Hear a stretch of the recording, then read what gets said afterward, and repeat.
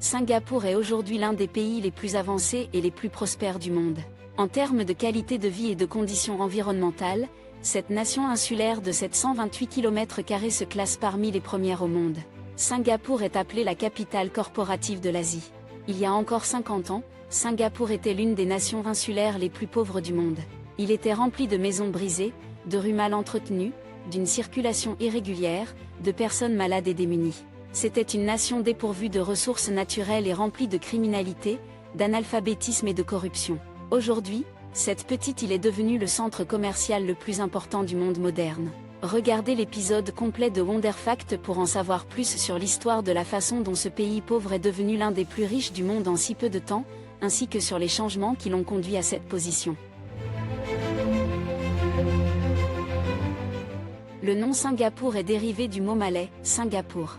Le mot Singapour signifie la ville des lions.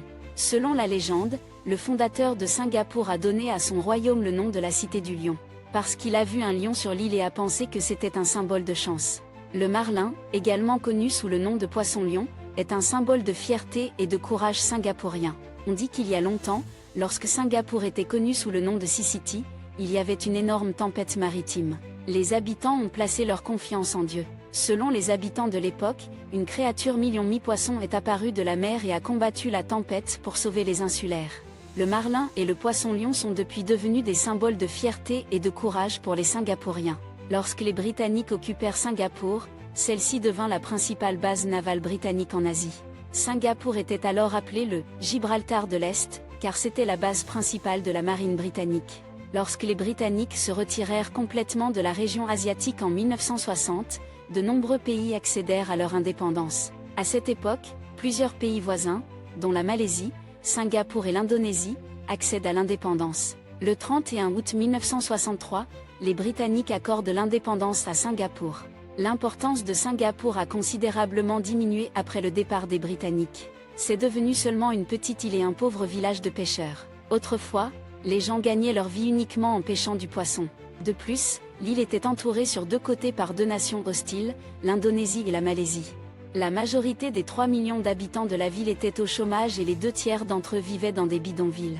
D'autres problèmes sur cette île comprenaient le manque de ressources naturelles, un mauvais système d'approvisionnement en eau et des infrastructures précaires. À cette époque, Lee Kuan Yew était le premier ministre élu de Singapour et les Britanniques lui ont conseillé de s'unir à la Malaisie pour redresser ce pays pauvre. Le 16 septembre 1963, Singapour a été incorporé à la Malaisie. Lorsque Singapour et la Malaisie ont fusionné, tous les problèmes semblaient s'aggraver. Premièrement, le gouvernement malaisien ne pouvait pas considérer Singapour comme faisant partie de son pays. D'un autre côté, les Singapouriens étaient un mélange de Chinois, d'Indiens du Sud, d'Indonésiens et de Malaisiens. C'est pour cette raison qu'il n'y avait pas d'unité parmi leur peuple. De plus, en raison de la pauvreté, de la corruption et des troubles, les problèmes de la Malaisie dans cette région ont commencé à s'aggraver de jour en jour. Entre-temps, Lee Kuan a continué à conclure divers accords pour activer Singapour. Ensuite, Tengku Abdur Rab, le premier ministre de Malaisie, a décidé de ne pas maintenir Singapour au sein de la Malaisie. Et malgré la résistance de Singapour, elle fut contrainte de se séparer de la Malaisie le 9 août 1965. Ce jour-là, le premier ministre de Singapour, Lee Kuan Yew, a pleuré devant les médias du monde entier. Sa principale préoccupation était de savoir comment organiser cette zone sous-développée. Depuis, Singapour a commencé à progresser. Le revenu par habitant de Singapour n'était que de $500 lorsque Lee Kuan a pris le pouvoir sur la nation indépendante. De plus, il n'y avait aucune ressource naturelle. Même s'il n'y avait pas assez de terres arables pour répondre à la demande alimentaire, l'objectif de Lee Kuan était de rendre la nation meilleure. Et suite à cela, il a entamé de vastes réformes. Lee Kuan a initialement adopté les principes américains et une économie de marché libre, ce qui a permis à Singapour de bénéficier de tous les avantages des institutions financières comme les États-Unis, la Banque mondiale et le FMI. Il a continué à recevoir beaucoup d'aides financières et de près de ces organisations.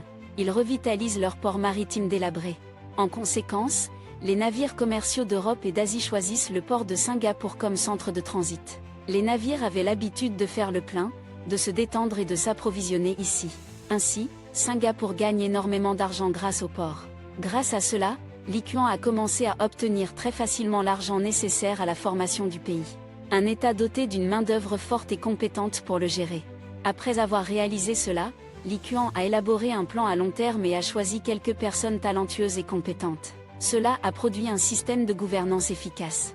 La vertu que Li Qiang appréciait le plus chez les gens était l'honnêteté. Il croyait qu'un individu honnête ne pouvait accomplir une tâche préjudiciable. Et il a réussi à inculquer cette honnêteté à chaque Singapourien. Il n'a jamais non plus soutenu la corruption.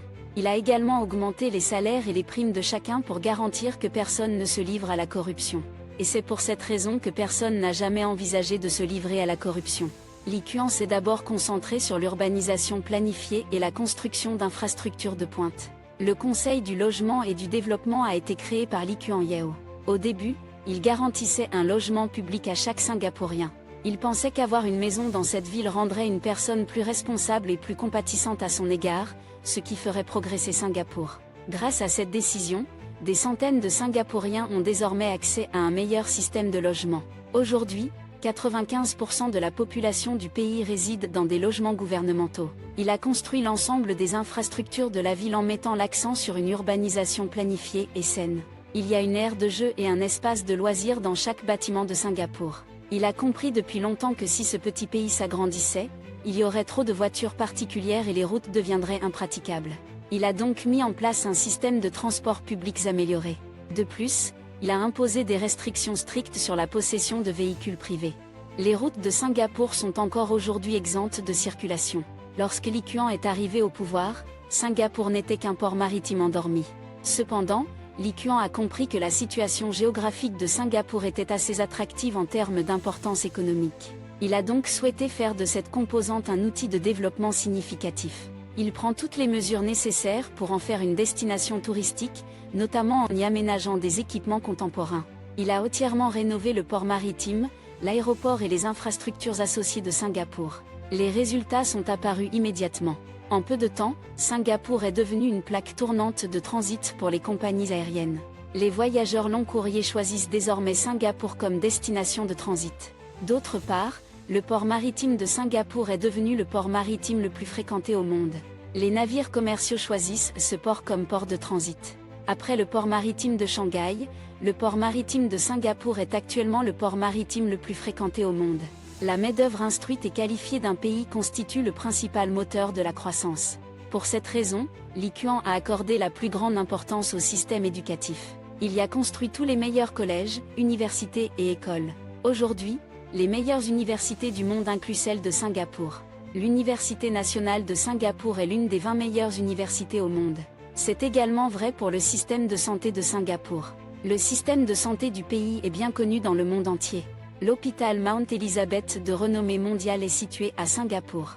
Et cet hôpital a une solide expérience en matière d'offre de soins médicaux de qualité aux patients du monde entier.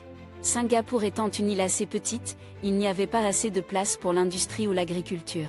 C'était à la fois un inconvénient et un avantage.